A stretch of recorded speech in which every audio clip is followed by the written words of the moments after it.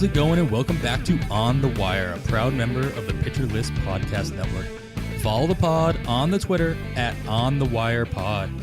And if you're listening on a platform that allows ratings and reviews, please take a second to let us know what you think. I am Adam Howe, and as always, I am joined by the 2020 TGFBI champion, Kevin Hastings. Kevin, I'm really happy to be here, and I'm feeling close to 100%. I got my second vaccine shot yesterday, and earlier today, I thought I was going to die. I did everything everybody told me to do. I overhydrated the day before. I overhydrated the day of, and it was fine. I was fine last night, but I took a nice long nap. Let's leave it at that. While my 15-month-old was napping, so was I.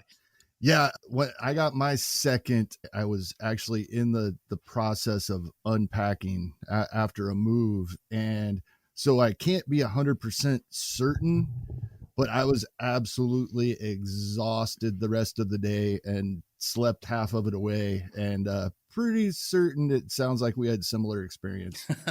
Yeah, it was pretty terrible. I'm just glad that I was able to make it. I really wasn't going to miss this because thankfully we have some added help today to help us navigate through FAAB options this week. We are fortunate to have with us Toby G, perhaps better known as Bat Flip Crazy. Toby, of course, can be heard regularly on his own Bat Flip Crazy fantasy baseball podcast and comes to us after amassing an impressive resume of recent wins across many NFBC leagues, including just in the past 2 years, 4 main event league titles, 3 draft champion league titles, and finishing 5th overall in the 2020 online championship.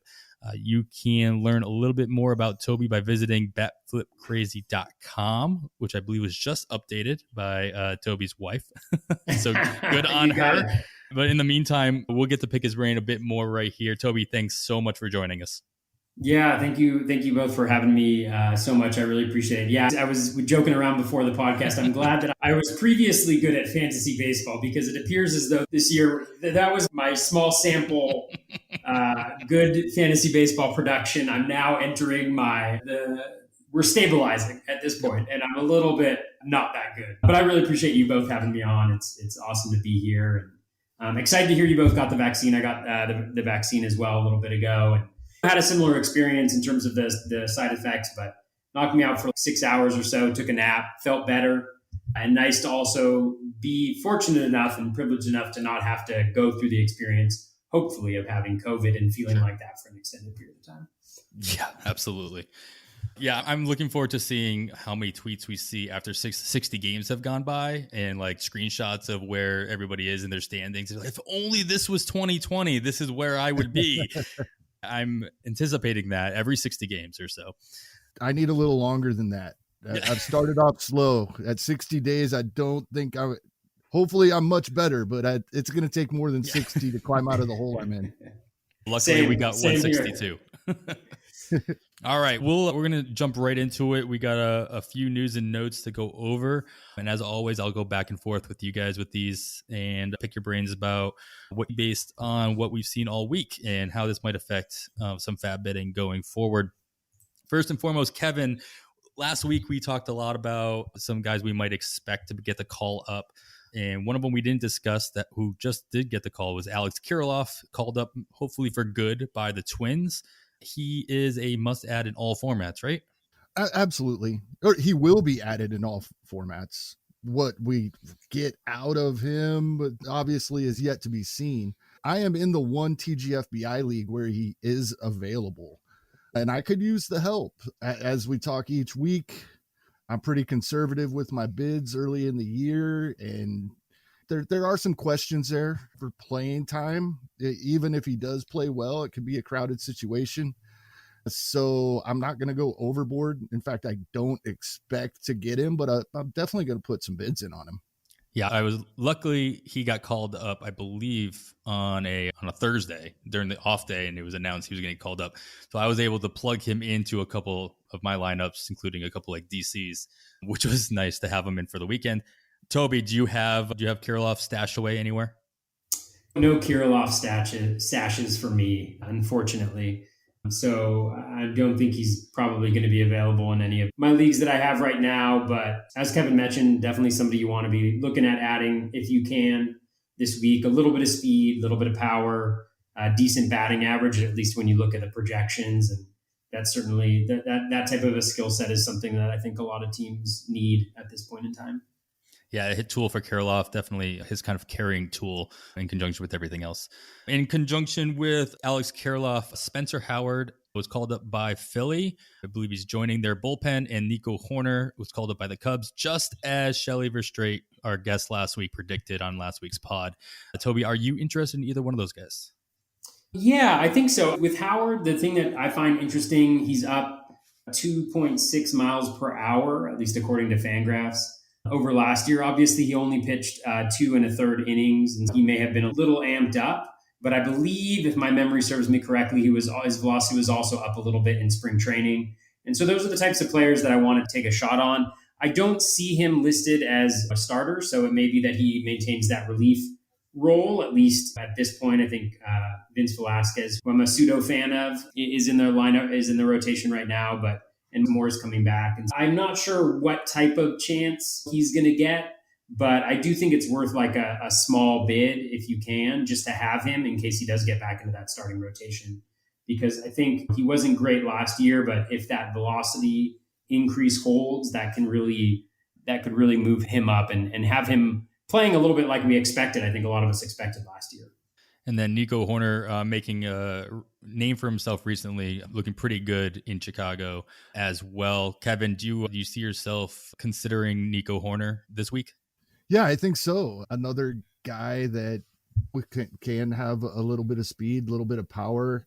A lot of people were very disappointed he didn't start the season with the Cubs, but I think, and here's the thing for me, the Cubs lineup is finally putting runs on the board.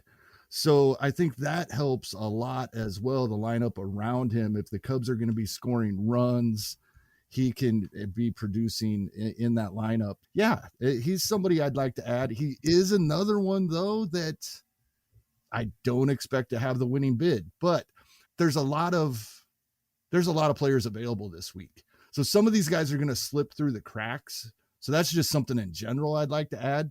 Put them in as conditional bids on a lot of these guys, because some of them will fall through the cracks for a little less than we expect. I am expecting. Yeah, Hoerner played the last 2 games, 1 game at second, 1 game starting at shortstop. And Eric Sogard has not seen a lot of time in the lineup for Chicago as well. So Nico Hoerner could see the bulk of playing time, at least at second base, moving forward. So definitely somebody to monitor. Kevin, Dilson Lamet, he returned and he quickly left. As quickly as he returned, he was gone. He left Wednesday's game with right forearm discomfort after just 29 pitches. Along with that, Adrian Moreland is looking like he's looking at Tommy John surgery. I'm curious to know, and we mentioned him on the pod a couple times, does this solidify Ryan Weathers' spot in the San Diego rotation? Yeah, absolutely. I think he was solidifying it as is. I'm more interested in who else we may see soon for the Padres, because I think Weathers is in there for sure right now. And Chris Paddock hasn't been great. Of course, Mackenzie Gore is the first name that comes to a lot of people's minds, and who knows when we may see him in leagues where you are non-NFBC leagues where you can stash minor leaguers. If he's available, I might start thinking about it if I have an open spot. But Ryan Weathers for sure. Our own Andy Patton over at Pitcher List tweeted out a thing about Mackenzie Gore, saying that he has a reliable source that the left-hander Mackenzie Gore is suffering from the yips. And then I would explain San Diego's silence about their top pitching prospects. So Andy Patton, again, at Andy Patton PNW on Twitter, posted that earlier today.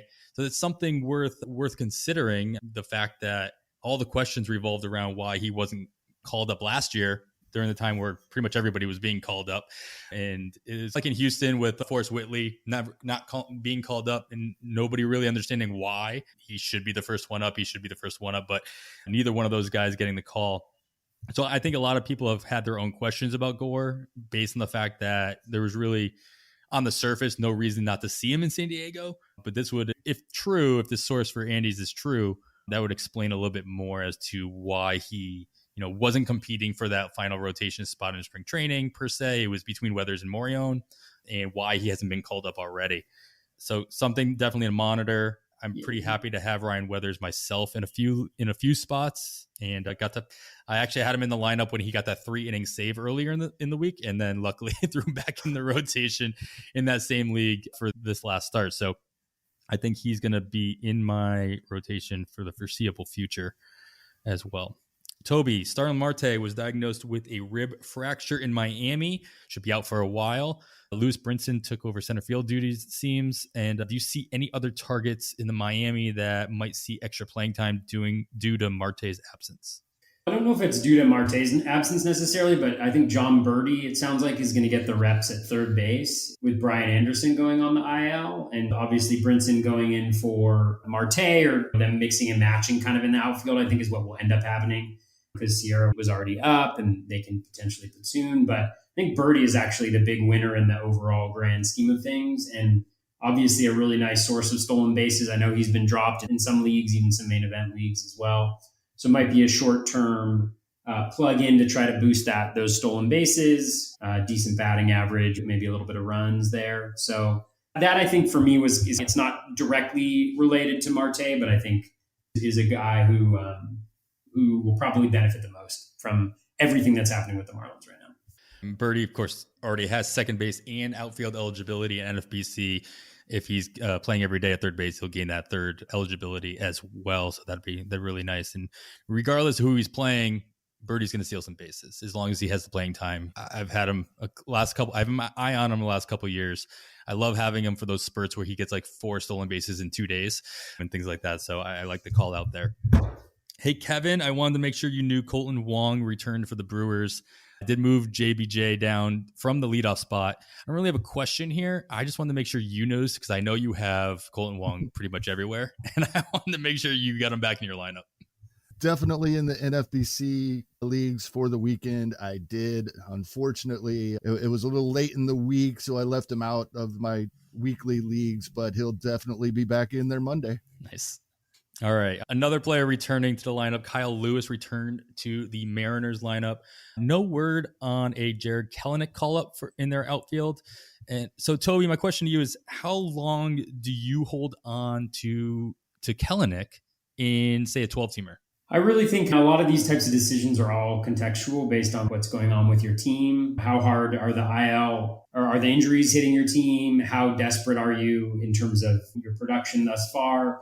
Obviously, it's early to be desperate, but as we were talking before, there's some cause for desperation in certain situations. So I really think it's all contextual in a team. Obviously, with a 12, the waiver wire is so much better than a 15 that you may be able to reproduce something similar to what you might expect from Kelenic, or at least Kelenic's projection. You're talking about potentially 2020 guy over the course of a full season. And while that may be hard to roster or pick up a guy in free agency that provides you with that, and know that's going to happen ahead of time, if you do mix and match, let's say you pick up Berti for a little while, and then when he's out of the lineup, then you replace him with a little bit of a power guy, you can cobble it together. So I don't think he's a must-hold necessarily in a 12. I would probably give it until a week or so into May. Drafting him, you probably were expecting maybe a late April call-up, early May call-up. I know I drafted him in a main event, and I have him hanging out on my bench there. So I think you don't want to, but if the situation calls for it, I don't think in a 12 it's egregious to let him go. Because the challenge always with prospects is sometimes they hit and sometimes they don't, right? For every Ronald Acuna, remember Mike Trout was awful his first time coming up. And everybody knew, I didn't know what he was going to be, but he was the top prospect in baseball, even ahead of Bryce Harper at the time that he came up. And so that's a long way of saying I think it's all depends on the team. Just be cognizant of what you were expecting from him and trying to replicate that if you have to move on from him, which, again, it sounds like the Mariners are going to be a little bit slower in having him come back than some of us were anticipating. Yeah, I got Kelenic in a couple places myself, and luckily the places I have him in, I don't have an IL crunch, so I don't have the roster spots that I need to churn and burn to fill the active roster spots. But when the time comes, if he's still not up, he'll be on my mind for sure. Kevin, in Baltimore, other outfield being adjusted. Austin Hayes has returned from the IL, and Anthony Santander goes on the IL with the sprained ankle. Do you see any effect on a somewhat crowded Baltimore outfield there, or do you think that's just a one-for-one swap?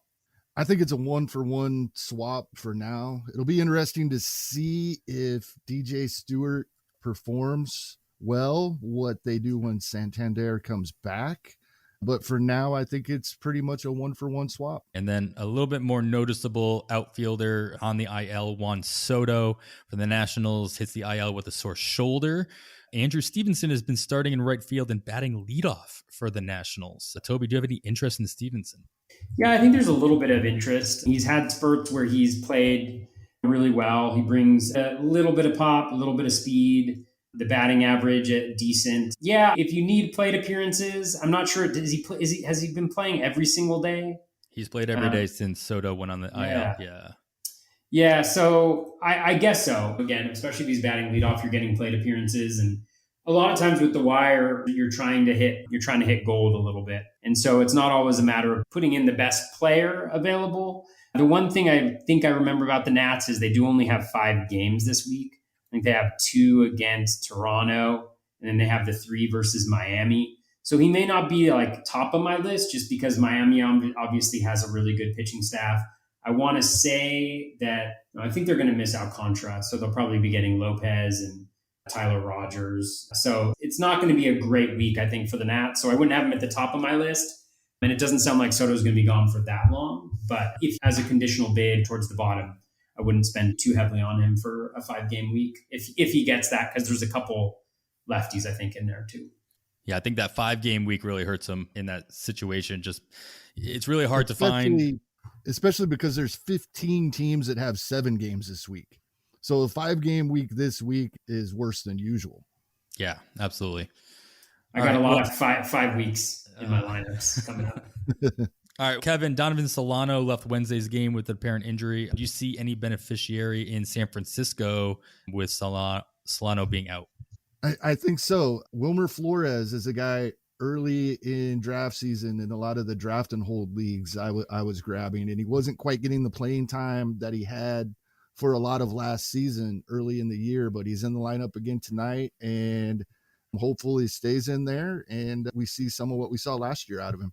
And one thing to be aware of too with the Giants situation is it sounds like Evan Longoria, he's day-to-day right now. It doesn't sound like they're going to put him on the IL, but there was a quote today that he's going to be he could be day-to-day for a little bit.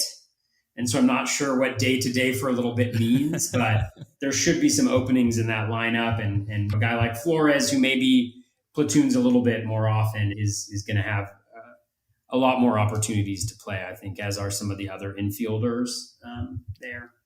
That's where they have him tonight, is at third base. All right, we'll move on to some pitcher news. Luis Patino is added to the Rays taxi squad on Saturday, expected to join the roster on Sunday. Supposedly, he's been training with starters workload at the alt site. Toby, can Patino be a solid play this season moving forward? Yeah, I think we know about the prospect pedigree. Obviously, the Rays have done wonders for a number of pitchers who have struggled with other teams and have come over and been able to rectify things, or whatever the approach they have. They really try to leverage the best that pitchers have. And so I think that's encouraging, at least for Patino. It wasn't great necessarily last year out of the bullpen, some major control issues.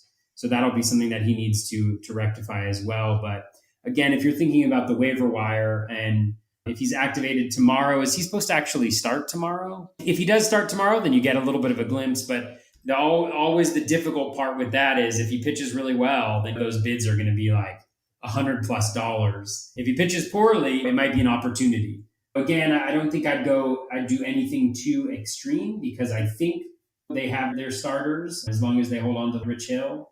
And some of the other guys are pitching well. I would put in a lower bid on Patino and maybe see what he did. The skills last year, 10.3% swinging strike rate, 8.2% K- walk, but he did have close to a 25% strikeout rate, which is good. But the walk rate was incredibly high. Wasn't really getting people to chase on pitches outside the zone last year. But I believe it's his slider? It's either his slider or his changeup that I think is a plus pitch. His slider, it looked like was the best pitch for him last year. So maybe the Rays can get him throwing that more often because he was very heavily four-seam fastball last year. So maybe the Rays will have him integrate a little bit more of that secondary stuff. And that might be a place where he could take a step forward quickly. So long way of saying, as you'll find, I can be long-winded. Go with lower bids, I would say. Nothing extravagant, but may be interesting if we get a chance to see him pitch tomorrow on Sunday.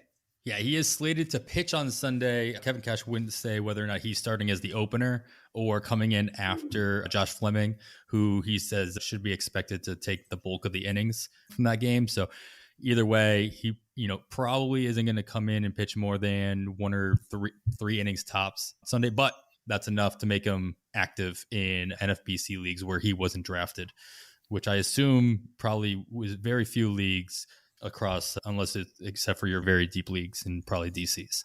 Yeah, that's true. Good call. Yeah, and I think the key thing with guys like this is you want to get to them before they blow up. So even if he is just the opener and he's throwing 2 to 3 innings, don't be afraid to try to stash him, even though if you have that ability and that flexibility, because we see it every week and it's easier said than done, but you can get him when he's going for $10 instead of when he just hit his 5 innings and he pitched really well and he's going for over 100. That's key. Yeah, you almost hope he is the opener and only goes an inning, so he's not making a big splash right before bidding happens later that day. Yeah, or if you have Fleming on some teams, then you definitely hope he's there. It's true. I was considering grabbing Fleming on a first come, first serve league I'm in for a stream tomorrow. Now that is a lot more tempting. All right, sticking with pitching, Kevin in Milwaukee, Brett Anderson and Josh Lindblom were placed on the IL. Curious who you think fills the rotation spot in Milwaukee, and follow up to that, do you actually care who it is? Maybe. It's interesting. The Brewers don't know yet. They still have it to be determined for the Wednesday start. That they have some time. That's still 4 days away. I'm thinking probably Eric Lauer. I'm guessing Toby's in agreement. Yeah, and it's we throw last season out the window. I think 11 innings. I'm not even paying attention to the numbers he had in 11 innings last season. And yeah, I think he might be worth a stab. Toby said if he comes out and has 4 or 5 great innings on Wednesday, then he's going to be a lot more expensive next weekend. So I think he might be worth a shot if you have room. I may not use him this week, but I may grab him this week, and so I can see what he looks like on Wednesday if he is indeed the guy. I'm a really big Eric Lauer fan. Have been for a couple seasons, which has not treated me well at all. I really liked when he was actually traded to the Brewers last year, so I picked him up in Dynasty. I drafted in a bunch of places. I had him in my lineups when he had a bunch of his terrible starts. I drafted him in 70% of my draft champions leagues this year. And then he just totally was bad during spring training. So I think Kevin mentioned definitely wouldn't start him this week. I would even have trouble if he pitched well, starting him the following week. But I do think that Eric Lauer has some skills, and he showed those with the Padres, and he has the potential to show those with the Brewers as well. So he's definitely interesting. And then the guy that they did call up, which I think it's just as a reliever, but is Phil Bickford, who used to be a higher end prospect. And if you look through his minor league record, has some really compelling stat lines there. And so apparently he pitched in spring training and did really well as well. So I don't know if he's going to be, I don't think he's going to be the starter there. It sounds like they were getting him. He was pitching in relief during spring training. So who knows? But just a couple interesting guys. And just remember, the Brewers have done wonders for a lot of mediocre pitchers. And they have some really talented staff there. And so I'd be very interested in who gets that gig there. Obviously, Brett Anderson, maybe he'll come back. But if they show any signs of life, they will probably replace Brett Anderson in the rotation. And I also have a lot of Brett Anderson on a bunch of my draft champions leagues. So. It's something to note since, Kevin, you mentioned it was the start on the 28th for the Brewers, which is hosting Miami. So that start alone is tempting on the surface. But that would also line whoever takes that start up. If they perform well and they can stick in the rotation, that lines them up for a 2-starter the following week. where they'd be traveling to Philly and then traveling back to Miami as well. So it's whoever ends up with the spot, something to consider, something to look at as, if nothing else, just as a nice stash. And we'll get into a couple of future to start pitchers as well, but you can add Lawler or anybody else to the list in Milwaukee. I'm so happy we talked about Eric Lauer. It really warms my soul, honestly. Fantastic. Another guy I have in a couple of leagues that I might consider using if I really don't have a full staff I want to throw out there is Brent Suter. He gets multi-inning already. He pitched 2 innings today and got the win. If they decide to do something like that next Wednesday, it might be worth having him in there because he even if they don't, he'll have some relief opportunities throughout the week anyway. That's a fantastic call. I love that. Also have a lot of Brent Suter on about 70% of my teams. I guess I didn't realize it until now, but I think my draft champions strategy was just to draft all Milwaukee Brewers pitchers other than the good ones. So no Burns, no Peralta, a little bit of Woodruff, but right. Not enough. Not enough. All right. We have another starter come back and almost as quickly leave. Jake Odorizzi leaves his start on Saturday. He only got 1 out. He left early with a tight forearm. Never like to hear that from your pitcher. Kent Emanuel made his MLB debut and pitched 8 2/3 inning. So he finished the game in relief. So that was impressive. Toby, who do you think steps up in Houston for the rotation? Do you think Emanuel has earned that spot with this one relief outing, or do you think there's somebody else like Luis Garcia or somebody else? Yeah, I was going to say Luis Garcia. To me, seems like the kind of natural fit. I know he'd be a couple days off his usual turn in the rotation, but he's pitched so well. It seems like he would get that, and that's pretty cool. Somebody cracked an Emmanuel Kant joke about Emmanuel Kent on my Twitter feed, which I really appreciated. It's really nice to be able to go into that start and you're pitching 7 2/3 with a 14-run cushion was always pretty nice. Although he didn't have that for the whole game. But yeah, no, I think Luis Garcia is he's pitched really well. If you look at the skills, he's been really good. And we know Houston has done some great things with some young pitchers now, with Urquidy pitching the way that he has so far this year and others. He'd definitely be the one that I think would be on my radar the most. Though I do need to dive in a little bit more into Emmanuel Kent and figure out what his philosophy is. Yeah, 27-year-old making his debut. And you don't see very many guys making their debut in relief and going 8 2/3. So it's super impressive. Yeah. Definitely. All right, and we'll end with this one. Kevin, Greg Holland went on what I call the one-day IL, which is more and more common this year. He returned, and just to see Josh Stallman get the save on Saturday after Stallman also pitched the 9th with a 4-run lead on Friday. Are you reading anything into this more than any of us as the House Royals fan? What can we – I think I saw a tweet. I don't forget who it was, but – it might have been Adam Silver saying that the Royals have had 6 relievers get saves this year. So that they're trying to fight Tampa for that record from last year.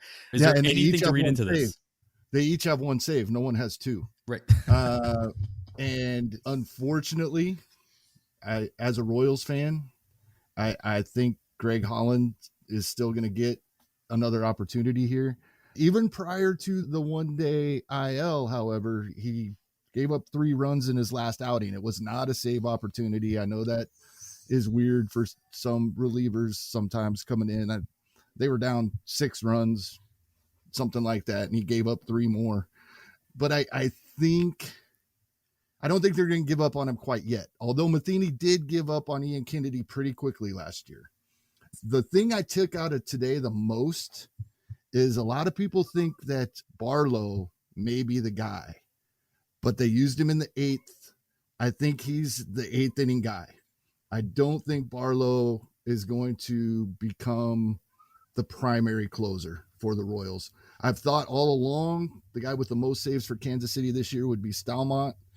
I don't think it's his job yet due to today, but 2 strikeouts and shutting it down and only a 1-run lead can't hurt. So I think it's coming. It still might be a few weeks, though. Yeah, he's looked good pretty much all season, including his Friday outing as well. So definitely a situation to monitor because we know how much we all love monitoring closer situations across the league this year. Nothing better. Nothing better. All right, that's going to do it for our news and notes. Of course, as always, we probably missed some stuff. But like we said, I like to try to keep our news and notes to FAAB-oriented news. For moving on, now, since we have Toby here, Toby plays in a lot of leagues, especially some high leverage leagues, if you will. And so we wanted to pick your brain about your overall FAAB strategy. And since we are still in the first month of the season, we're going to try to keep it toward April FAAB strategy or early season FAAB strategy. So Kevin and I have talked a lot in the early going about our philosophies about being conservative. And I know that word means a little different things to different people, as we talked with Tim McLeod a couple episodes ago, what that means. I think Kevin coined the term conservatively aggressive, new philosophy. And with the amounts that we spend each week, as you can see, at least from our TGFBI bids so far, I've only spent $61. Kevin's only spent $40.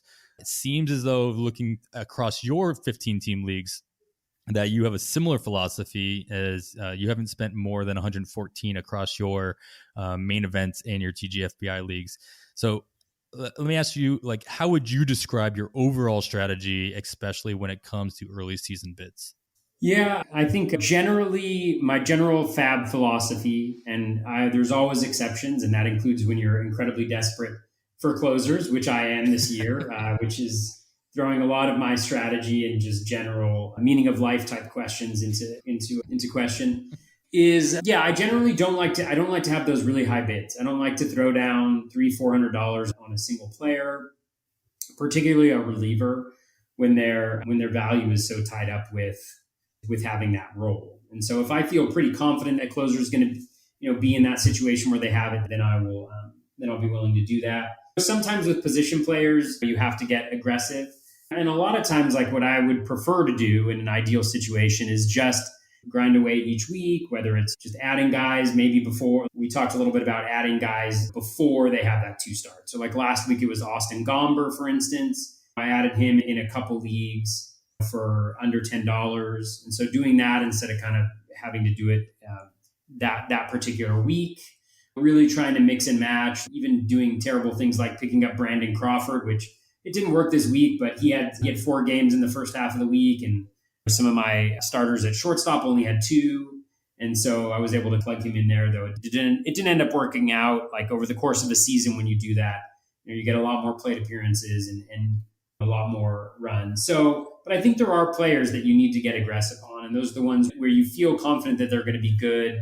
And generally there's some sort of role change with them, right? So they were batting at the back of the lineup, and now they're going to bat first or something like that. Or maybe they weren't playing every day, but now they're going to have access to playing time every day for the foreseeable future. And I think one thing to think about too is just when you make a really large bid is just thinking about the full season and how it's going to play out.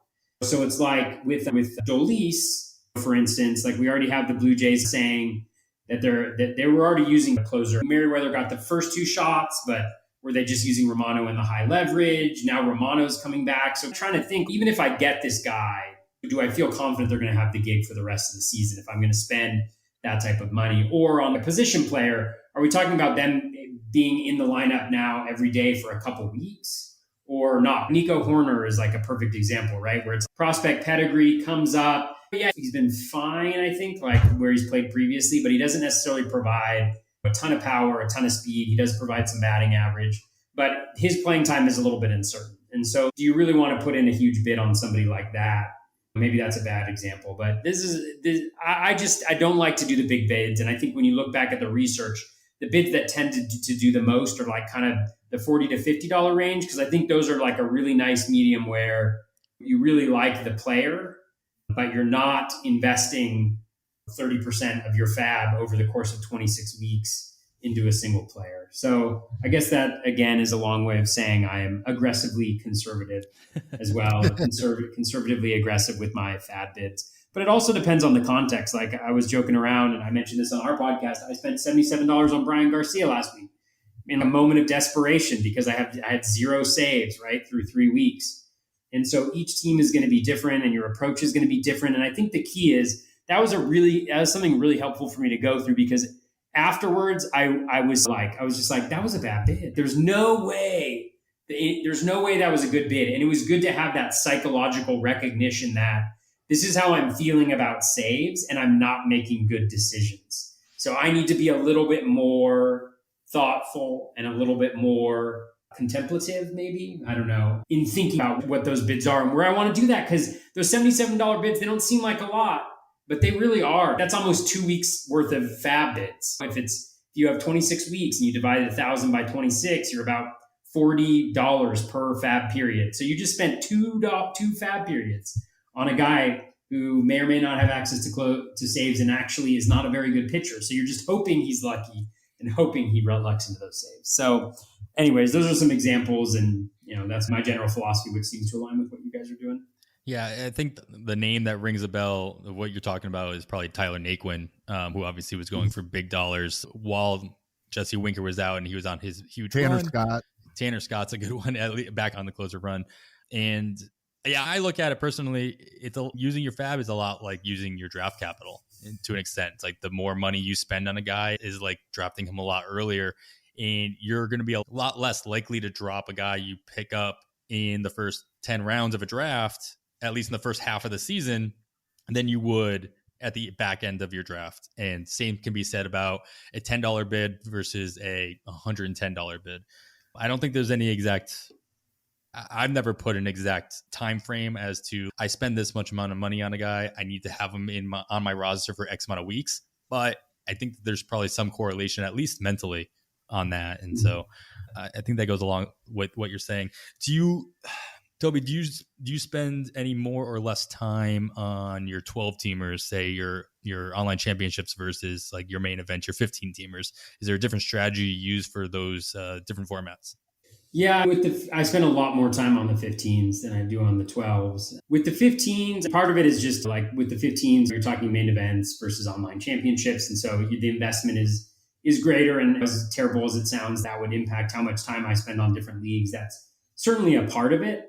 But I also feel like in the 15s, there is a significant advantage that you can get with smaller changes in a player's talent level or by getting a guy, because there's a lot of just blah in the player pool. There's not a lot of guys that you feel really strongly about or really want to have.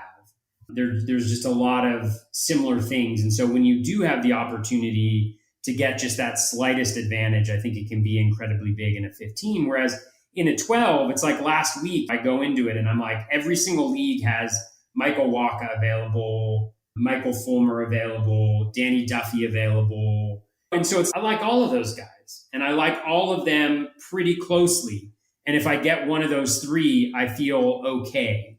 And so I'm not going to do any crazy bids. And it's also so hard in the 12s. There's no even science to like what the bid amounts are almost, right? Like you go into your FAAB list and you look at what previous weeks has gotten what types of players and you try to figure out like, this is this similar type of player, but the bids are just all out of whack. Like you can get some guys for $1 that you're just like, what on earth is this happening for?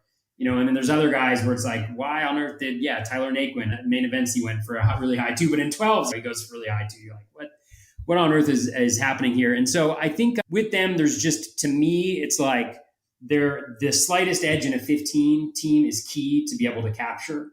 Whereas with a 12, again, every edge is an edge. As long as I got one of those three pitchers, I was fine. Whereas in my mains, it was like I had one of my 4s, Wacha was available. And in 2 of my 4, Fulmer was available. And Duffy was only available in 1. I actually don't think he was available in any. And so those are the types of things where you're just like, you got to know which are these guys that I really want to go after, who is not. Whereas with 12s, it's like line them up at $25 each and hope you get one of those 3. And there's just so much more talent on the waiver wire. And you can, with offense, like there's so many better offensive players. Like Evan Longoria is still on my waiver wire in 12s. Joey Votto is still on my waiver wire in 12s. Avisail Garcia I picked up last year, or last week, who, was still there. Brian Anderson's on a bunch of them. It's just, he's not a good example, but I love Brian Anderson. So I just think that 15s, it's just, you just are super hyper focused on trying to get that little edge and figuring out what is that exact number and what makes the most sense. Whereas with the 12s, I'm just kind of, let's get this list together and I'll be okay. Yeah, it seems as though because you have all those options as well, you can actually spend less money per week. Where if you've got 3 or 4 guys, like you mentioned, you don't like one over the other all that much. And Kevin, you've talked about this in previous episodes, that you're able to just bring down your bid from, let's just say if there was only one of those guys available, you might throw an $80 bid at them. But now that you have 3 or 4 options, you can bring that all the way down to like maybe even a $20, $25 bid on all of them and just put them in the order in which you prefer and just be happy with whatever you get and save yourself $60. So exactly. Yeah. Totally. We had a question too, Toby, from our PL Discord. We were looking, when we told everybody that we were going to have you on, they wanted you to give some tips on how you manage your FAAB, especially this season. As we were talking off air before, you remind us how many FAAB leagues you are in this year compared to what you've done in the past, and how you are managing that, I don't know, level of stress, if you will, in the change. Yeah, I'm in 12 FAAB leagues this year. Actually, in 2019, I was in 10. Are they all on NFBC, or are they on most of them are? I have 2 that are on Fantrax, unfortunately. I just love the NFBC interface, and I love like the fact that I can create one list of like one player list and just copy it and then change who the dropped player is and then mix them around afterwards. Like, it's just a lot more user friendly. But anyways, yeah, it's been a lot. I really struggle with finding the right balance because I spend a lot of time on the FAAB, just like on Saturday nights. Like normally I'll start at 10 and I'll stop at 2:30 or 3 in the morning. And I was just joking with you guys before. I'm actually can feel it like all week long now, like where I'm very tired. And then on Sundays, I don't know, it doesn't feel like it used to be like this, but it's just Sunday feels like a whole new, you're like, you do everything on Saturday and then everything happens on Sunday. You're just like trying to go through it. And I'm going through 10 different leagues to do that and try to remember, okay. And I also have a Google spreadsheet. I got this idea from Scott Genstead, although he does it handwritten, but now that I have 10 leagues, I have it on a Google spreadsheet and I have all my teams listed and first half of the week, second half of the week, which starters I'm going to start. And then I color code them based on whether they're in for each part of the week. And then it helps me identify where I have gaps in my lineup or which players I'm going to drop. But then when everything hits on Sunday, then I've got to remember this is this league. And I need this. And that's why that guy was more expensive than this guy. Even though I really want to bump up this guy, I actually don't need him in that league. And so just trying to figure out those things because I really have to trust what I did on Saturday night.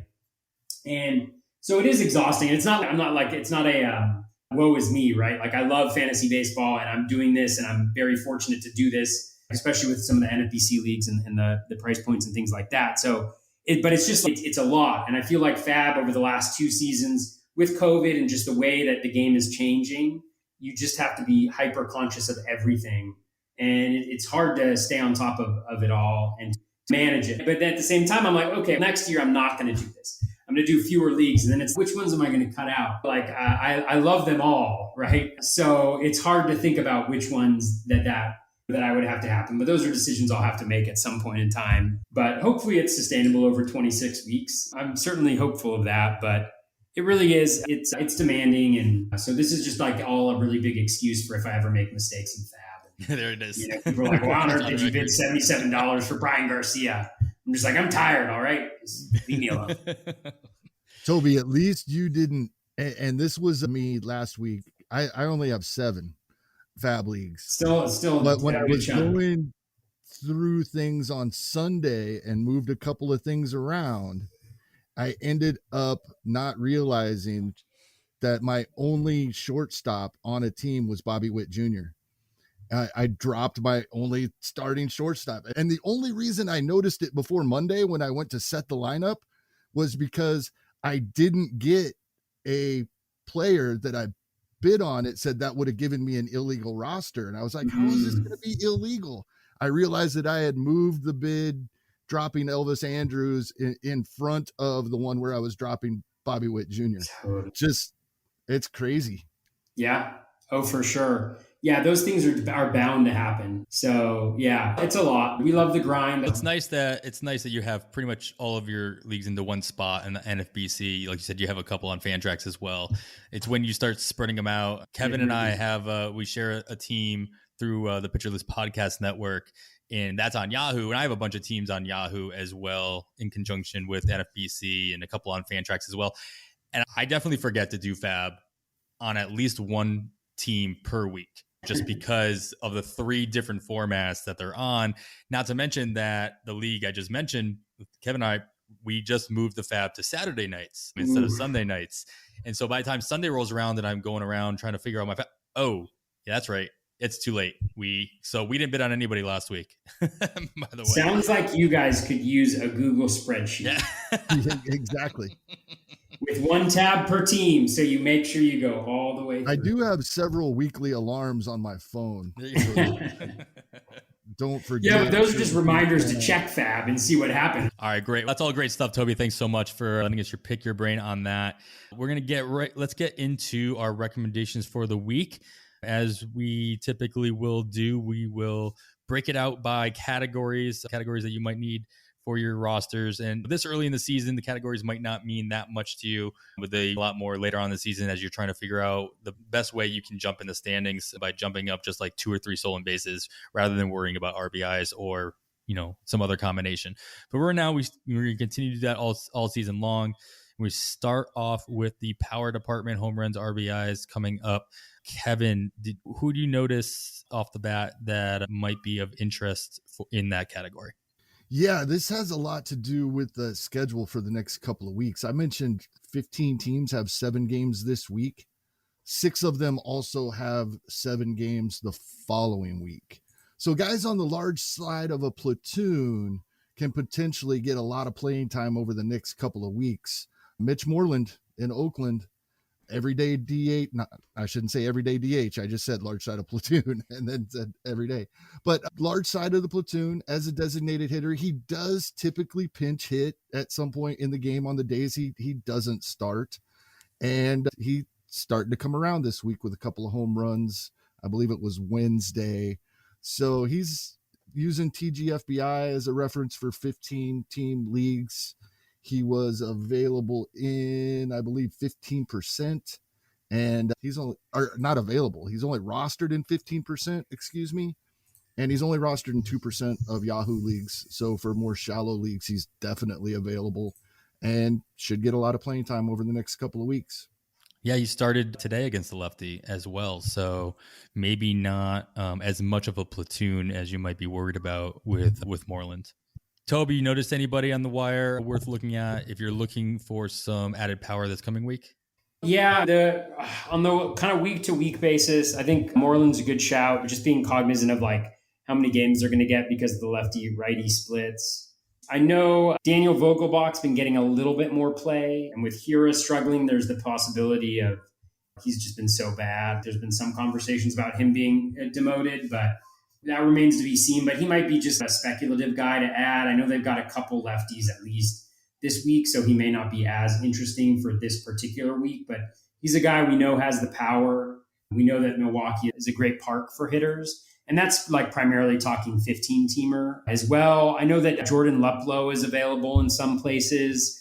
I don't think he was in the lineup today against the Yankees because there was a right-hander, but he's been getting more playing time in general for Cleveland. And he's actually looked pretty good. And when you look at the underlying skills, the contact rate is decent.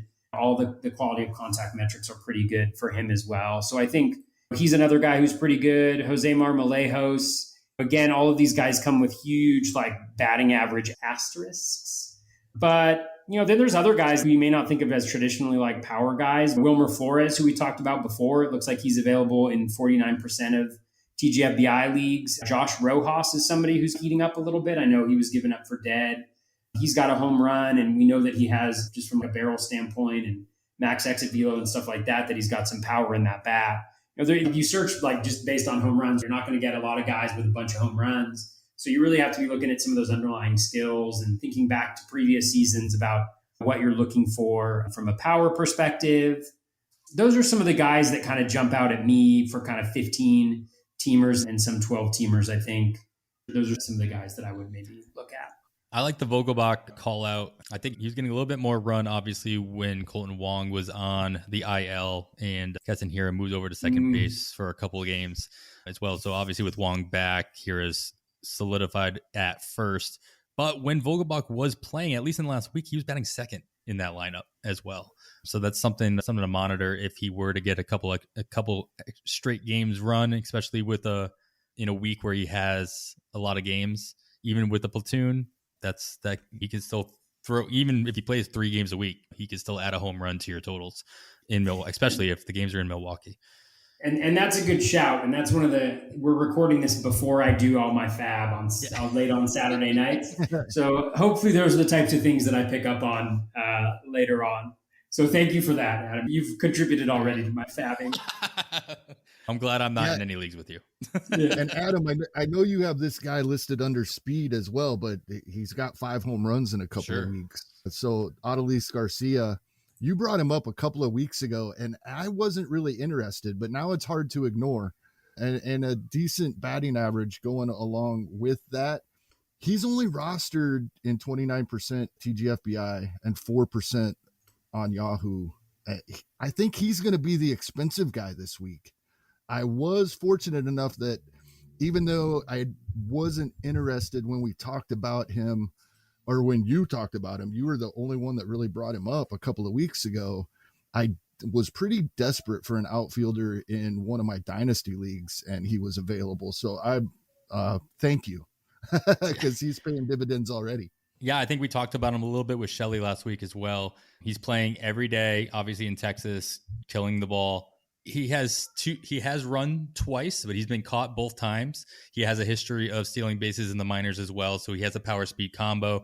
Texas has been proven to be a team that has intent, as they've shown in spring training, as they've shown in the last couple of years, at least when it comes to, I think they've been in the top 5 stolen bases in the league the last 2 or 3 years as well. So he's played all 3 outfield positions as well, just in the last week. So they move around, and he DH. So they're finding ways to keep his bat in the lineup, regardless of what's going on in Texas. So yeah, I agree. I think he's going to be the big spender in a lot of leagues this year, at least when it comes to bats. Toby, have you looked into Garcia at all? Do you have any interest? Yeah, I had a little bit of interest. I didn't pick him up anywhere last week because I was busy speculating on closers. But I'm somebody who looks at projections. And so if you look at Adolis Garcia's projections, like they give him like 15 home runs and 5 stolen bases or something like that and 400 plate appearances. So you're talking about somebody who could go 2010-ish. I think there's major strikeout concerns. And the challenge with guys like this is it's like the Naquin thing. And Naquin's maybe a bad example, but you don't get the stats that they got the past week. And so I like to focus in on the skill and try to look at something that may appear to be a little bit more sustainable, like ride it while it's hot. And the key is not spending a lot on those guys because they can really hurt you if you pay for what they have done instead of what they're going to do. One guy who's jumping out is Billy McKinney on the Brewers. Wrong Brewer. I said Daniel Vogelbach. I should have said McKinney, but especially with Yelich, it sounds like he's not doing great. It sounds like they said he hit a plateau, whatever that means, in his recovery. And so he's going back to get an MRI, which is not great, obviously. But McKinney has 21 home runs and 472 plate appearances in the big leagues. So he's a guy who can hit for some power. And he's in a great lineup, or not in a great lineup, but he's in a great situation with the Brewers, should have access to playing time, should bat in a decent spot in that lineup just because they're bereft of talent, and plays in a great park. So he's a guy that should be beneficial as well. And I haven't looked as much into him, but Taylor on the Brewers also interests me, not necessarily from a power perspective, but if I remember him from last year, he's got a little bit of speed too, a little bit of pop. The Brewers might be a good situation to try to figure out and speculate on who might get the playing time while they've got some holes in that lineup. Yeah, Tyrone Taylor started in right field, batted third earlier today, Saturdays. We're recording this.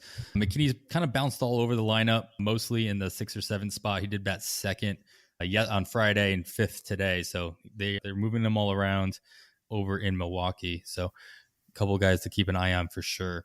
But it is nice to have, like we talked about earlier, it's nice to have these options so that if you feel as though they are all equal, that you can throw a similar bid on all of them and just be happy with whoever you get rather than going after the big name. I think Garcia is going to be similar to, you equated him to Naquin, where you're not going to get his stats he's already done, but I think it's more of a situation like Akil Baddoo, where he's finding his way into the lineup every day. There's not really, in Naquin's case, he was obviously filling in for Jesse Winker, who once he came back, Naquin either got bumped down to the lineup or didn't play at all. I don't really see anybody fighting Garcia for a spot in Texas, at least not right now, until he cools off per se. So I do think he's the best hitter they have. Exactly. Just kidding, Nick Solak. Give the Nick Solak love. Yes. Yeah. All right. As Kevin mentioned, I did put Garcia on the next section, the speed guys.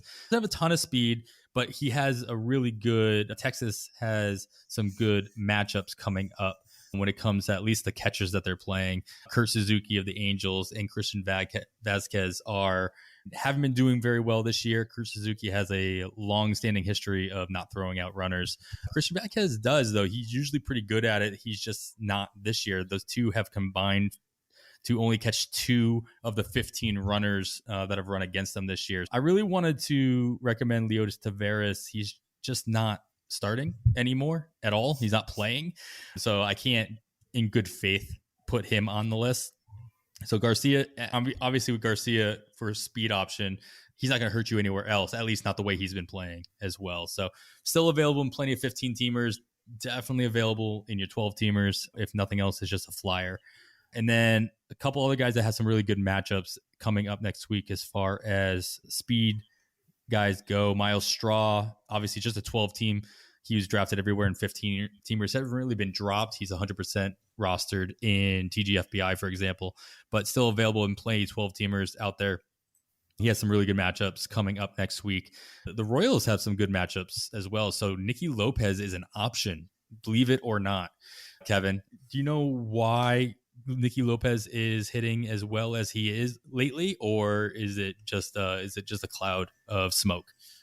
He hit really well in the minor leagues. A couple of years ago, Royals fans were going crazy. Why isn't Nicky Lopez being called up? And when he did come up, he didn't hit.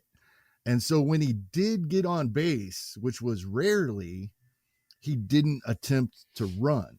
I think they had him so concentrating on fixing whatever was wrong at the plate that they didn't have him running when he did actually get on base.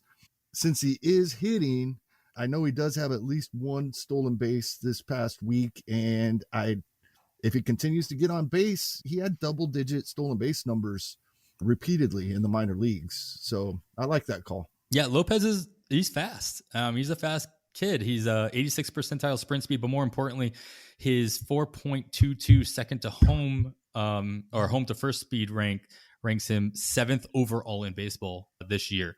He definitely can get out of the box pretty quickly.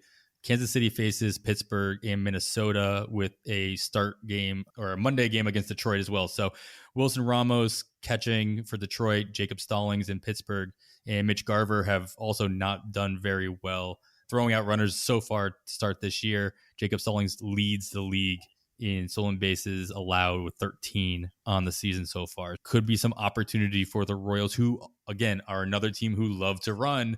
Everybody thought Matheny might not be a manager who likes to run, but with the roster that he's been given from the get-go, you got to use what you're given, if you will, and the talent to run around the bases was definitely there. Hunter Dozier also stands out as a possibility for speed. And as our boy Incy Eaton pointed out, he just gained third base eligibility as well. He's not available in a lot of 15-teamers, but a 12-team ad there, an option as well there. To a point that you like to make often, Adam, I'm keeping an eye on the drop list from this weekend. Dozier's hitting the ball hard, but he's hitting 125. Yeah. So some people are going to let him go, and I'd keep an eye on it if you have a spot to wait until he gets it put together. Yeah, and then Toby mentioned, and I'll echo, Jon Berti is always an option where he's available, especially with the playing time. He is 88% rostered in TGFBI, so there's a couple leagues out there where he's available. I'm sure he'll be picked up based on the playing time changes. 20% rostered in Yahoo leagues. And then Yancey wanted us to talk about Sam Haggerty, who has stolen a couple bases in his limited time playing. And I'm a big Haggerty fan in general, especially when he can get on those spurts. He stole a base the other day as a pinch. He was a pinch runner, stole a base, and then had basically the go-ahead RBI, if I'm not mistaken, later in that game. So not a lot of, he started the last 2 games, but I don't see him getting into that lineup. Toby, do you see anything about Haggerty that should push him into the Seattle lineup more often? Not necessarily. I think the challenge with a guy like Haggerty is you're generally are just getting him for that speed. And I think this early on in the season, I'm very hesitant to just go after guys just to stream the stolen bases. I'd much rather do that towards the back end of the year where I've got where I'm at with my runs and my RBI and my home runs, things of that nature. But Haggerty, like from a stolen base perspective, in his major league career, he's got 6 and 89 plate appearances. He's got a pretty good eye, so he gets on base. He has been hitting at the back end of that lineup. They've got my boy JP Crawford like at the back end of that lineup, but he's been hitting right in front of him when he does play. So I'm not sure if he's a guy like there are worse speculative ads. If he gets a run of playing time, he could definitely cobble together 5 stolen bases in a couple weeks. And they've got 7 games next week, including against Houston, who typically hasn't been that good at holding runners, although I can check. Maybe they're doing much better this year. So it's also small samples. But I was disappointed when I saw his number of plate appearances. I thought when I pulled up the game log, I was going to what I saw better, but it's completely spread out. He's started 3 games a week all season, each and every week, but never more than 3. It's really tough for a guy like that. Yeah, he had a nice little stretch last year, I think, where he started 2 straight weeks and he just went on a tear. He's one of the most added players, at least in shallow leagues. And that was fun for that time period, but you're not cracking the lineup every day in Seattle yet. I'm not seeing. I think it's going to take a couple more injuries to get him in there every day. He does have some flexibility. He plays second base, played outfield, so they can put him in a couple different places if they really want to, though. And then somebody that Kevin pointed out, Tim Locastro, should make his way back next week. Kevin, is that right? Yeah, I saw that within a day or 2 when he's eligible, so that'd be midweek. And I was surprised to see him available even in a couple of 15-team leagues. He's 88% rostered TGFBI. I'm certain he was universally rostered, so he was dropped in a couple spots. So worth just taking a look, see if he's out there. Yeah, he was dropped in 4 TGFBI leagues last week once he hit the IL. He was one of my speed streamers last week, and literally an hour after my article went live, he broke his finger getting caught for the first time in his career. So that went good. Yeah, I don't see any reason he doesn't go right back into the leadoff spot when he comes back. So definitely worth checking if he's available. Yeah, no updates on Ketel Marte from what I can tell as well. So he should get close to, if not everyday playing time once he's back as well.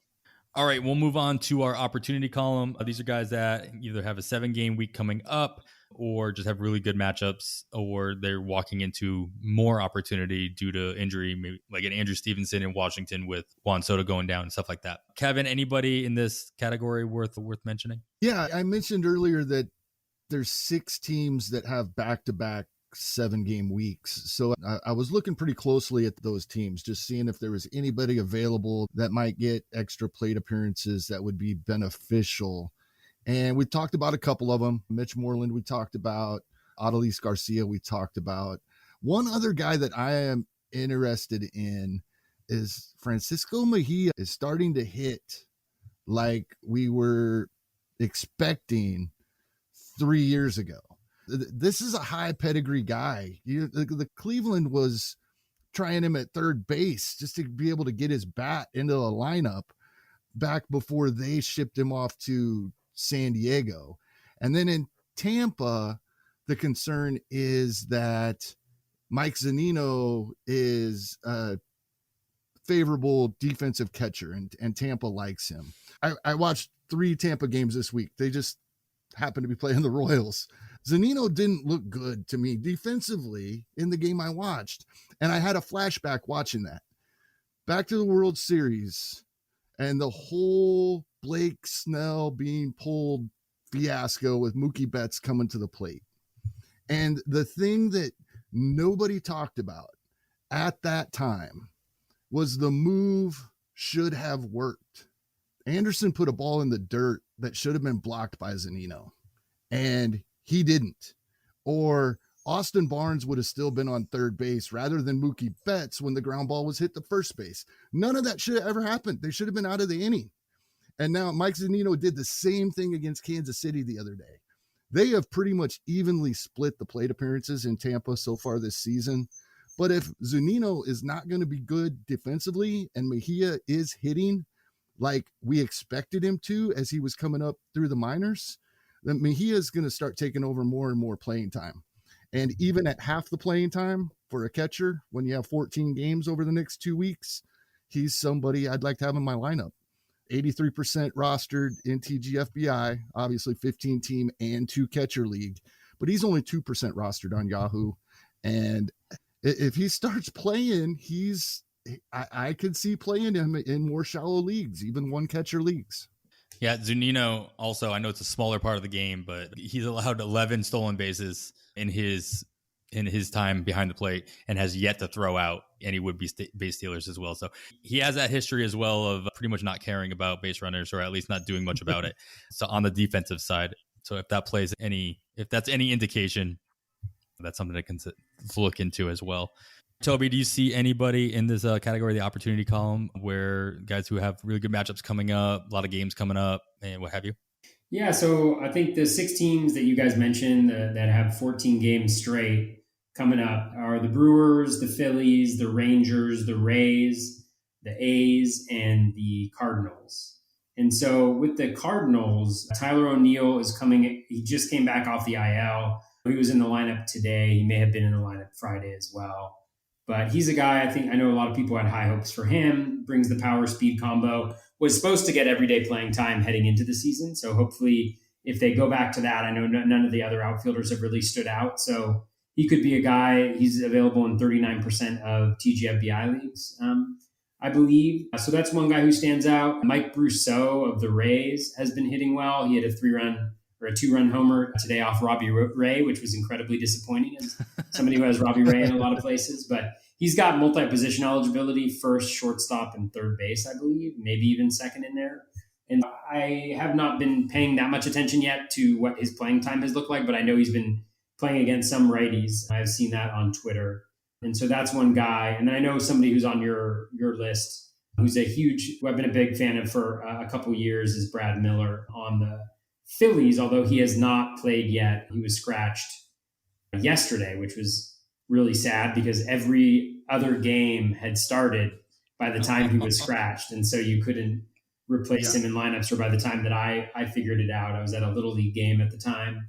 And he's somebody to monitor. And then we talked about a bunch about different guys on the Brewers, Taylor McKinney, Vogelbach less, but there's some options there. So those are some of the guys that are jumping out at me a little bit from the teams that have increased opportunity over the next couple of weeks. Yeah, like the Mike Brousseau call out. He was one of the highest picked up players last week in the main event, being picked up by 25 different teams. That positional flexibility obviously plays a big part in there. He was a really low bid, only averaged $13 for his services in the main. I'm sure he's still out there in a couple of leagues, but that's more than half of the leagues out there have picked him up last week.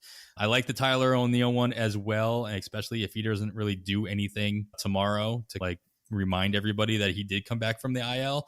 I agree. I don't think Justin Williams is going to stop him from taking back over left field. He didn't start on Friday, but he did bat 6th today on Saturday playing left field for the Cardinals. All right, we'll move on to our pitchers, wins and Ks, 2-start guys that are worth taking a look at, guys who might vulture a win as a follower, perhaps, like a Ryan Yarbrough type of guy. Kevin, is there anybody that pitchers stand out to you going into this week that might still be available? Yeah, there's a couple of guys I'm interested in this week, at least. One of them, Toby mentioned earlier that he grabbed him last week. That's a great move at Austin Gomber, because at San Francisco and at Arizona, that's a nice 2 spots for the week. Jeff Zimmerman did tweet out today that he does have the worst walks per 9 rate amongst qualified starters in baseball. And I looked at it, and it's over 1 full walk per 9 worse than the second worst. So that is something to keep an eye on.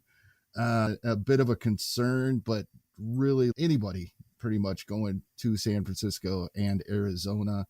One I really like, and this kind of piggybacks off of our Desclafani pick from last week. He gets Colorado in their first road game after a homestand, which is ideal. Alex Wood, though, gets them on Wednesday.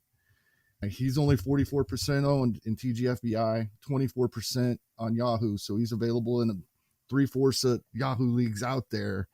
What's interesting with him is I would love to use him this week, skip a week, because I believe he's at Colorado and against San Diego, but then he'll line up with Pittsburgh in 3 weeks. So a nice guy for 2 of the next 3 weeks. Really nice matchups for Alex Wood if he's available for you. Yeah, he's on our list of guys looking ahead who might have 2 starts the following week, like you said, at Colorado and hosting San Diego.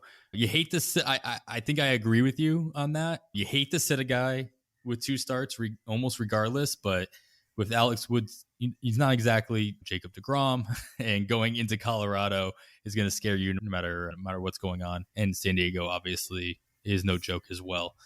Good call outs there, Toby. Any starters that you got your eye on that might still be available that weren't picked up like a week early? The one thing I'll say about Gomber is just doing a little research. I did pick him up, but I'm also super hesitant to start him just because I don't love what I see, like what Kevin mentioned about the walk rate and stuff. But looking under the hood a little bit, one of the things I like to do early on in a season is just see whether the underlying skills support something. So with the example of Gomber, for instance, the stat that correlates the most with walk rate is percent of pitches that are balls. And Gomber is middle of the pack. He's at 36.3%, which is right around the league average.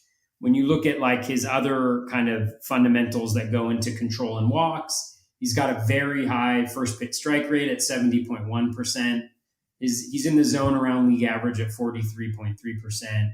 And then his O swing is 27.5%, which is lower than league average, but not nearly like at the point where you'd be super concerned. So I think there might be a little small sample noise in that. I know that he's never really been super good at control, but his career walk rate, 11.5%.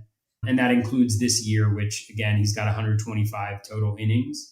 So maybe skewed a little bit. Yeah, so that's just to say, but he also has like a 160 BABIP. And you're just like, oh, great. Am I going to get that regression game coming up? Which is really nice. So in terms of 2 starts, like not really, there aren't really a lot of great ones, honestly, of players that are going to be available. And I think this year I'm trying to focus a little less on those 2 starts. Just because I think looking at the research, like they oftentimes don't end up good. They don't turn out well because it's so hard to pitch for pitchers to get wins these days, especially ones that aren't that good, that you're relying on them pitching well, pitching enough innings, the bullpen holding on, all of that jazz. And so I'm a little less focused on that. One guy, though, that I would want to highlight is Spencer Turnbull. He's a guy I picked up a bunch last week. He's got the 2-step with Kansas City and then at New York against the Yankees, which is tough. But he looked pretty good in his first start. And so that's like a Jekyll and Hyde one. Because no offense, Kevin, to your KC people, but that's a nice matchup. So that's one guy who I think he might be a little of interest. Like I'd rather start Turnbull than start Gomber probably. Even though he's got the Yankees, Turnbull's been a decent enough pitcher. I think he's like a guy you keep in 15-teamers and have on your team the whole season. And he's shown signs of being able to be better than he has been in the past. So that's one guy maybe who kind of jumps out a little bit of the 2-start starters who I would probably consider and will be starting probably in most of, if not all of, the places that I have him next week. All right, we'll jump ahead on the show notes, stick in this category about two starts. We're talking a lot about two starters. And as I mentioned in my waiver watcher article, especially in the main, and we were talking about this before we started recording, Toby, in the main event, a lot of the guys who were picked up at, say, TGFBI for their two starts this week were already gone. And so it pays to look ahead and get those guys a lot cheaper. So, for example, Joe Ross was picked up in 18 of the 43 main event leagues this last week, but he was picked up in the same 18 leagues the year before or the week before for half the cost or more than half the cost. Kyle Gibson, same thing. Danny Duffy, Jacob Junis all fit the bill. Junis was only available to be picked up in 6 of the 43 leagues in the main event because he was picked up in 35 leagues the week prior for, again, just about half the cost of what he went for in the week he was going to have a two-start week. So I put together a list of guys that tentatively, now that's the thing about this is obviously injuries happen, rotations change, people get, especially early in the season, they can get skipped pretty easily if they're not performing. So this is all very tentative, and that's why they're a little cheaper. That's why you're taking the risk, just like any other stash for the most part. But rather than go through this entire list with you guys, Kevin, why don't I start with you? Is what name on this list stands out, or names stand out as somebody besides Alex Wood, who we just talked about? Yeah, I definitely don't like his matchups, as we said. I do J.A. Happ, the very next guy you have on the list there. Cleveland has not been very good this season. Last couple of days, taking out the Cole versus Bieber game today, of course, but they have shown some flashes. But overall, they're not hitting well at all for this week. And then the two-start week against the Rangers and at Detroit, that's about as good as it gets. J.A. Happ looks very enticing. Toby, anybody else on the list that kind of stands out at all? Not really. So either that's why I grabbed him. Yeah, I mean, Nick Pivetta, potentially. He's got Detroit and then at Baltimore. At Baltimore is not great, but Pivetta's been pretty good and obviously has the support of one of the better offenses so far in the league. So he would be probably the one that would be of most interest. But again, like he's another guy who's skating on thin ice and is due that kind of blow up game. One pitcher that I do like who's on here, I don't know if he's going to get two starts though, because they have a 7-man rotation, is Justin Dunn in deeper leagues. His velocity is up. It actually wasn't up his last start, but throughout spring training it was. And he pitched pretty well against Boston this week. He had a really good game last week. He's got another tough matchup this upcoming week. I think the next 2 weeks, actually. So the matchups are tough, but he's showing enough, I think, skill to warrant taking a look at. He actually goes up against Baltimore next week. And it's likely going to be, he likely won't get a 2-start week, but he's at least interesting to me from a pitching perspective as somebody that you could probably snag for a couple bucks this week just to see how he does against Houston in another bad matchup, see if he can continue to not walk like a ton of guys. But I think he could be interesting. Yeah, of course. Yeah, he probably shouldn't have been on this list for that reason, but it was intriguing. If they had a 5-man rotation, he'd be getting Baltimore and at Texas. So if he doesn't get Baltimore, he'll at least get Texas the following week as well. A couple of the other guys just that are on the list, Taylor Widener gets at Miami and at the Mets for Arizona if he stays in that rotation spot for the Diamondbacks. Adbert Alzolay, who pitched pretty well today, was 1 out away from going the full 5 innings, would get... Yeah, I was talking to a Cubs fan as that happened. He was irate. I streamed them today in one of my leagues and in my daily move league, and pretty happy when I checked the stat line at 4 innings, and then I checked it an hour later and saw he only went 4.2. I'm like, I'll take the rest of it though. He would get the Dodgers, but he would also get Pittsburgh if he sticks in that rotation and they don't play more games with him, sending him back down. And one guy who actually is on that list who's got the best skills of anybody on that list right now is Tyler Anderson. They're not great matchups, and I would not recommend. At San Diego is a little tough, but San Diego is tough for sure, but they're not necessarily hitting like they were last year. And they've got some, I don't know if they're holes in the lineup, but they're maybe not as scary as last year. And for lefties, maybe neutralize a little bit. But he's actually, from a skills perspective, has been really good. He's got a 14.5% swinging strike rate through 20 and 2/3 innings, 17.2% K- walk rate. He's got a high whip at 135, but that's because he has a 333 BABIP. He's only got a 6.9% walk rate. He's generating a 36% O swing, 71.4% in zone contact. So again, it's still Tyler Anderson. It is still Tyler Anderson, but the skills are very good. And so even if it's just for KC next week, it might be worth adding him in deeper leagues just to see if he can keep it up. Nice. So if you can get ahead of that, obviously you can save yourself some FAAB, and that adds up quickly throughout the course of the year. So definitely keep an eye on schedules when you're considering these bids. And if you miss out on this week's 2-starter, you can bid half the price and get somebody for the following week, perhaps in your league. All right, move to everybody's favorite category, and that's saves. I noticed that nobody put any notes in here, so I threw some, maybe just because nobody wants to talk about it. So I just wanted to mention that obviously Rafael Iglesias has looked terrible for the Angels so far.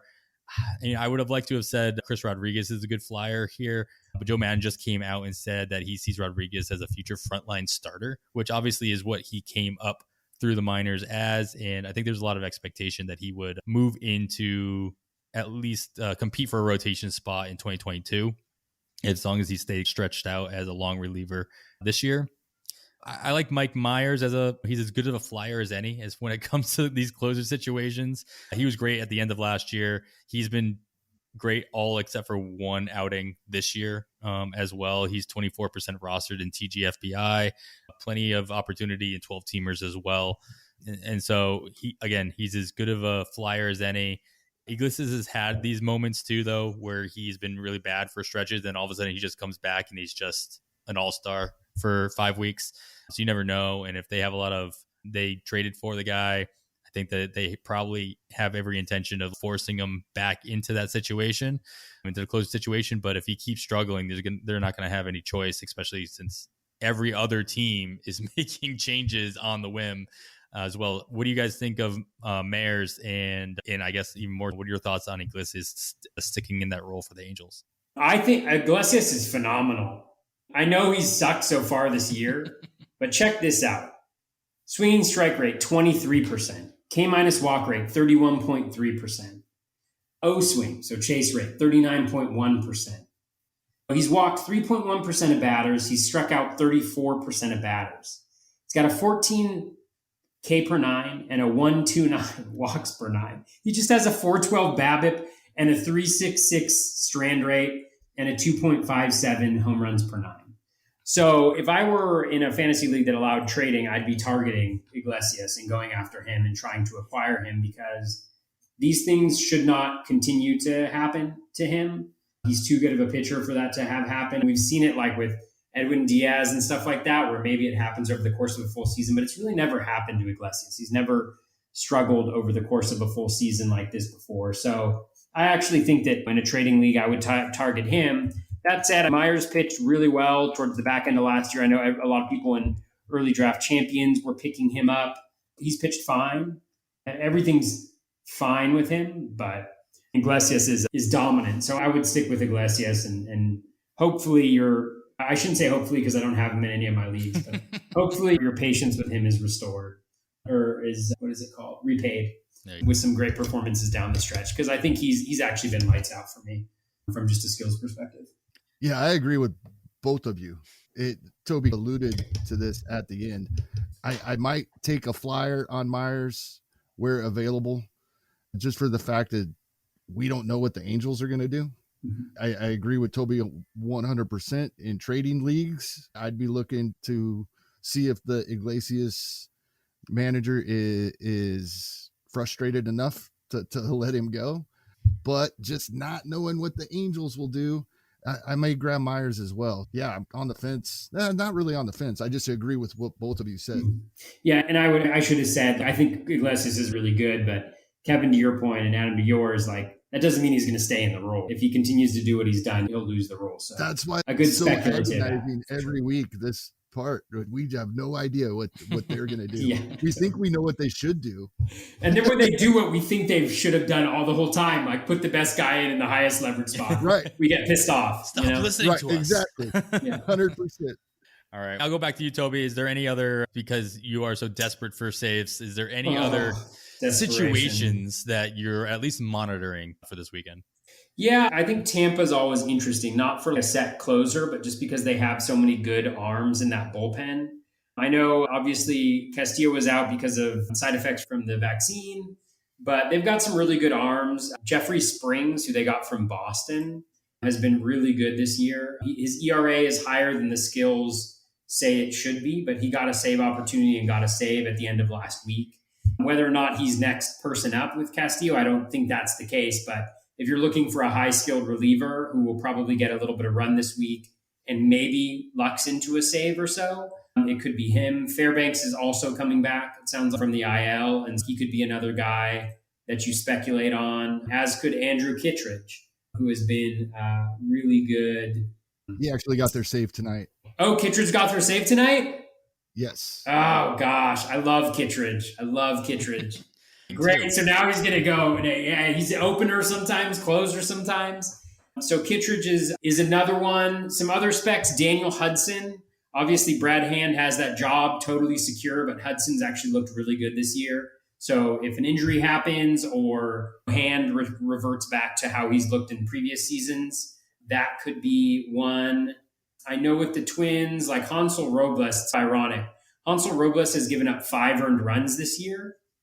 All 5 of them have been given up with Taylor Rogers on the mound, but they were his inherited runners. So what I think is happening is Taylor Rogers is intentionally undermining Hansel Robles' attack at the closer spot. But he's been a guy that I've been specking on. Obviously, Lucas Sims should be owned on the Reds, but he struggled in his last outing. I do have a fair amount of Sean Doolittle on the Reds just because Garrett really looks bad. Doolittle looked bad in his last outing, but he, from a skills perspective, has been pretty good. And so if Garrett's gone and he's the lefty answer, maybe Doolittle lucks himself into some saves or Sims pitches his way out of them. Yeah, those are some of the guys. I think those are the major ones. We covered Stamont and Barlow, even though Barlow doesn't have access to the saves right now. For me, the way KC is handled, and Kevin, you know better than me, but they've been spreading it around. So maybe you'll luck into it, and I think he's probably the best reliever in that bullpen. And he also pitches a decent number of innings. And so just from a pure helping you out perspective, he could potentially do that here. And then Chris Martin is available in some leagues. He's coming back from the IL. Snitker has said that he was a high leverage guy before he got injured, and all of the relievers in that bullpen have been pretty bad recently. So he's another guy. So those are the major ones. And then JB Bukowskis on the Diamondbacks. I know Crichton got the last save, and then he blew it, but he only gave up inherited runners as well. But Bukowskis has looked decent, I think, since coming on. And I know Greg Jewett, who does the closer chart, is a really big fan of his. So he's another guy who maybe just by process of elimination gets access to saves, although I'm always hesitant that they'll put rookies or younger guys in those situations just because of contract stuff. Yeah, he's been used early in games, at least to the start of the season. He's been coming in the 5th or 6th inning before the rest of the bullpen takes a high leverage spot. But I agree. I'm a fan. I'm Bukowski's fan as well. Obviously, the pedigree is there and the talent level is there. He could still be a starter someday, but I think this year he is pretty much entrenched in that bullpen. And who else is going to stand up in the Arizona bullpen? They're all so bad. Yeah. Yeah, I think the one that's wide open, we talked about it earlier, Kevin, is the Kansas City bullpen as well. I think that's one that is worth monitoring pretty heavily. But it looks like Holland still probably has the next shot, Kevin. At least that's what you mentioned earlier. But you never know. All right, and then we have our last category. This is a wild card. Basically, anybody we didn't talk about for any particular reason, whether it's a stash or anything, any reason. So, Kevin, you got somebody listed here we're speculating on. You want to talk a little bit more about him? Actually, it seems like they've figured out a solution to this problem. And I'm talking about St. Louis's problem with Matt Carpenter. I can't see him continuing to roll him out there. And they didn't today. But their solution with Tyler O'Neill back was moving Edman over to second base. And that may be what they do more often than not for the foreseeable future. But there was a lot of talk in the spring about Gorman getting reps at second base for just this situation. And so in leagues where you are able to pick up minor leaguers and stash them, if he's available, he's somebody that may have an opportunity sooner rather than later. And I'd take a shot. Also, I've noticed in NFBC leagues, a lot of these guys that were drafted as stashes have been dropped. I've dropped guys. In one league, I tried to drop Bobby Witt Jr. last week, as I said earlier, and a couple of other guys are out there. Kiriloff is available in my TGFBI league, so some of these guys are available in those leagues as well. So it's always worth taking a look. You might be surprised at who's available. Yeah, the high single bid in TGFBI last week was Ke'Bryan Hayes. He was dropped the week prior while he was on the IL. Obviously, he's still on the IL. That was my league. Oh, that was your. All right. Yeah, I didn't go after him hard though. So I wasn't a Hayes believer heading into the season. So I guess I know people were. I can't believe the winning bid was only $300, but I have a really difficult time spending that much of FAAB on any hitter. So yeah, he went for, let's see. He went for like 350 something. 350. I'm just curious to know. I think I had my backup bid. I only bid $30 or something like that, which is probably way too low, but. Okay. Yeah, his backup bid, let's see. Yeah, 309 and his backup bid was only 56. So you hate to see that. I guess it's better than no bid at all. But theoretically, you hate to see. Oh, if it's not my team, I don't not hate to see. I'm just kidding. It was Dusty Wagner who did the bid, and he's a great player. Yeah, of course, plays NFBC and a really sharp dude. He's probably right. There should have been some bigger bids because we didn't know he was going to get re-injured when this happened. So, yeah. All right, I like all those calls out, guys, and I think that's pretty much going to sum it up for us today. Kevin, I'll give you the floor. See if you have any parting words for our listeners as far as strategy goes, where you're at, anything you want to instill onto them to make things a little bit calmer when it comes to their bidding. I think we've pretty much covered it tonight. One thing I did notice and it goes along with what has come up multiple times this evening, check who's available. Watch who is dropped. Don't assume somebody is already rostered. All the news I'm hearing about Chris Sale seems very positive, and he could be back. We've been hearing June all along. It won't be before that. And I know that for a lot of guys coming off of TJ, it takes half a season or more to get any sort of command and control back. However, somebody like Chris Sale is available in 12% of TGFBI leagues and 35% of Yahoo leagues. And we're only talking about a month now. So if you have a spot, it might be worth taking that shot, because Chris Sale with a little bit of control problems is better than anybody else available on the waiver wire, I would say, at this point. I'll echo everything Kevin said about checking your drops. There were some interesting drops made just last week in the main event. You saw Akil Baddoo, Corey Kluber, Andrew Vaughn all being dropped, at least in a single league. While in TGFBI, closer Richard Rodriguez was dropped in a league. So there's somebody out there who's going to have a decent option at closer. As of right now, Richard Rodriguez has been lights out, even though for the Pirates, I get it. He's got 3 saves on the season. But I realized that Richard Rodriguez has only faced 2 more batters than the minimum so far this season. And Alex Kiriloff was dropped in that league that, Kevin, you're talking about. So I hate that person. The person who dropped Richard Rodriguez, I hate them. It must be great having 3 solid closers so you can drop Richard Rodriguez. Exactly. How is that? Does that feel good? Let me know, all right? Yeah, tweet at BatFlipCrazy. Tweet them at and let them know. For sure. Just if anybody has any saves they want to share with me, please. Is that how this works? I'll take them. Just DM me. Just please. All right. If there's any other players you're thinking about bidding on and you want us to discuss them, let us know by emailing us at onthewirepod@gmail.com. You can shoot us a DM on the Twitter at On the Wire Pod, or by joining the PL Plus over at pitcherlist.com, where you have access to the Pitcher List Discord and the advice and banter of over 800 members, including all the incredibly smart staff just waiting to help you win your league. I'd like to once again thank Toby for joining us on this episode. Toby, could you remind everybody where they can find you, whether it's any writing you do or where they can hear your lovely voice? Thank you. I appreciate those comments about my voice. My name is. You can reach me on Twitter at BatFlipCrazy. That's the best place to reach me. I do have a website, batflipcrazy.com, but as we mentioned at the beginning of the show, it's bare bones at this point. I don't do much writing anymore. And then I have a podcast, Batflip Crazy Fantasy Baseball, which is available on all the usual platforms. I do a weekly episode with Bubba from Bench with Bubba podcast. Normally we record those on Tuesday night, so most people get them on Wednesdays. So check that out if you're interested. And yeah, definitely always excited to talk fantasy baseball and all of those fun things. So thanks so much for having me on, guys. I really appreciate it. It was a lot of fun. Yeah, and that Tuesday, Wednesday podcast that you guys do, you break down the FAAB bids across NFBC as well. So it's a nice listen to this one. Go listen to Toby and Bubba later on this week to break down everything we just said and actual results as well. So if you're not listening to Batflip Crazy podcasts, you should be, and you should change that habit right now. All right. That's going to do it for us on The Wire. Please make sure to subscribe to the podcast wherever you listen, and leaving a rating review is always appreciated, of course. For myself, you can follow myself on Twitter at 80grade. It's all spelled out. And Kevin at HastingKevin.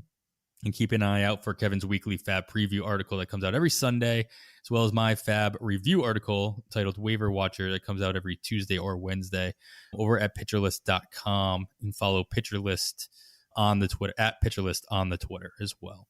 As we mentioned at the top of the show, we are a proud member of the Pitcher List Podcast Network, along with 20 other incredible podcasts. Make sure to follow at Pitcher List Pods to get updates on every new episode that drops from each of them, and give them all a listen. We wish you the best of luck in all of your leagues and hope you win all of your bids by exactly $1. Thanks once again to Toby /BatFlipCrazy and for joining us. And for Kevin Hastings, I am Adam Howe, and with that, we bid you goodbye.